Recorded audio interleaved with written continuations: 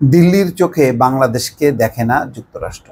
এটি নির্বাচনের সময় এটা বড় বিতর্ক ছিল। প্রথম দিকে মনে করা হয়েছিল যে যুক্তরাষ্ট্র তার চোখ দিয়ে বাংলাদেশকে এবার দেখবে, নির্বাচনটা যাতে অংশগ্রহণমূলক হয়, অবাধ সুষ্ঠু হয়, সব রাজনৈতিক দলের অংশগ্রহণ হয়। কিন্তু নির্বাচনের 1 মাস আগে দিল্লিতে যে 2+2 বৈঠক হলো, তারপরেই ঘুরে গেল।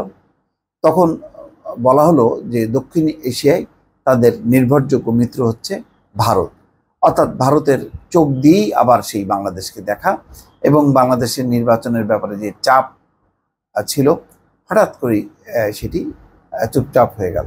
এবং এটি নিয়ে রীতিমতো ভারতের এক সেমিনারে বাংলাদেশের সাবেক এক হাই কমিশনার ভারতীয়, তিনি বললেন যে দিল্লির কড়া মনোভাব জানার পর পিটার হাস আত্মগোপনে চলে যান।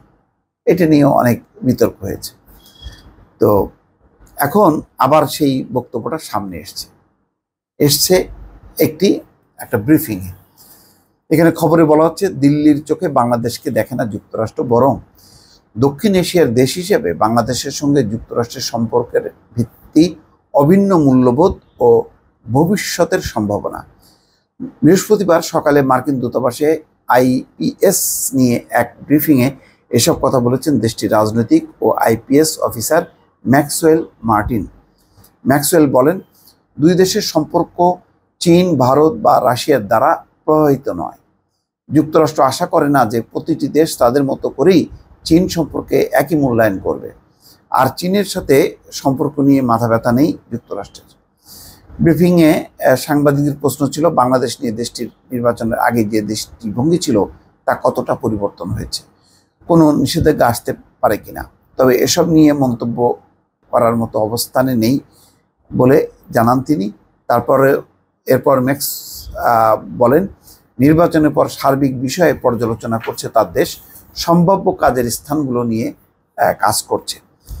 তার মানে এটি দর্শক, আমারও যেটা ধারণা যে হয়তো মার্কিন যুক্তরাষ্ট্র ভেবেছে যে ঠিক আছে, দিল্লিও যখন চায় বাংলাদেশে যেভাবে নির্বাচন, ঠিক আছে আমরা দেখি, তাদের কাছে তো অনেকগুলো ইকুইপমেন্ট আছেই, তো সেগুলো তারা হয়তো প্রয়োগ করবে ভবিষ্যতে। মানবাধিকার বিষয়ে যে তাদের যে সর্বশেষ মার্কিন রিপোর্ট, সেই রিপোর্ট তো একেবারেই সরকারের বিপক্ষে চলে গেছে। সেখানে বলা হয়েছে যে বাংলাদেশের মানবাধিকার পরিস্থিতির কোনো উন্নতি হয়নি, বরং কোনো কোনো ক্ষেত্রে অবনতি হয়েছে। বেগম খালেদা জিয়ার বিষয়টি উল্লেখ করা হয়েছে যে তাকে অন্যায়ভাবে আটকে রাখা হয়েছে এবং বিচারের ক্ষেত্রে তিনি বৈষম্যের শিকার হয়েছেন, এটিও বলা হয়েছে।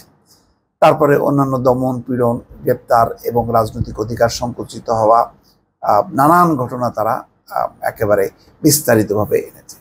তো ফলে এটা যদি তারা দিল্লির চোখ দিয়ে দেখতো, তাহলে তো এরকম রিপোর্ট দিত না। আর এই ধরনের রিপোর্টের একটা মাজেদা আছে, এগুলো আস্তে আস্তে ম্যাচিউর হয় এবং তারা একটা পদক্ষেপ নেয়। তো সুতরাং যতই বলা হোক না কেন, এক ধরনের হয়তো ক্ষোভ বিক্ষোভ থেকে বলা হয় যে ওয়াশিংটন দিল্লির চোখ দিয়ে বাংলাদেশকে দেখে, কিন্তু ওয়াশিংটন আসলে কারোর চোখ দিয়ে দেখে না, তার নিজস্ব একটা চোখ তো আছে। তবে কোনো কোনো ক্ষেত্রে সে হয়তো ভারসাম্য রক্ষা করে, কিন্তু সবসময় যে এই ভারসাম্য রক্ষা করেই চলবে সেটি তো বলা যায় না। বরং এখন সরকারি মহল বলতে শুরু করেছে যে ক্ষমতাচ্যুত করার ক্ষেত্রে, ক্ষমতা পরিবর্তনের ক্ষেত্রে একটা ষড়যন্ত্র চলছে। এটি মার্কিন যুক্তরাষ্ট্রকে লক্ষ্য করে যে বলা হচ্ছে, এ ব্যাপারে কারোর কোনো সংশয় নেই। দেখা যাক ভবিষ্যতে মার্কিন যুক্তরাষ্ট্র তার অবস্থান, নীতি কিভাবে আরোপ করে বাংলাদেশের ক্ষেত্রে, তখনই আরও পরিষ্কার হবে।